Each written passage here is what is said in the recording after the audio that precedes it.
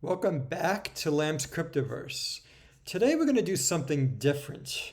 Remember, this channel, Lamb's Cryptoverse, is not just here to give you financial advice. Actually, that's not our job. We're here to entertain you. So here goes. This is entertainment. The Federal Reserve's interpretation of economic data using interjections. That's what we're going to talk about today. And you're like, what the hell is an interjection? What's that? Well, by the time I'm finished with this, you're going to know what an interjection is. So let's rewind to about a week or two ago when Jerome Powell spoke at Jackson Hole, the infamous Jackson Hole speech.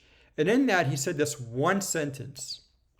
He said, our decision at the next September FOMC meeting will depend on the totality of incoming data.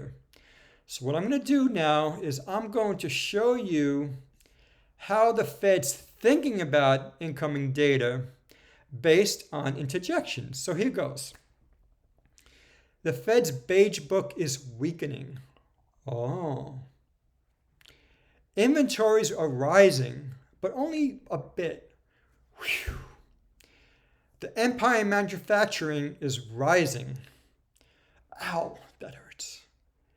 Import prices are down a bit. Meh. Retail sales are starting to rise again. Uh-oh. The Philadelphia Fed's index weakened. Yeah. Initial jobless claims started falling again. Whoa. And the consumer price index is near an all-time high. Fuck. Well, there you have it. I think we know where I'm going with this. The Fed's going to raise rates by 75 basis points. Thank you all for listening. Bye-bye.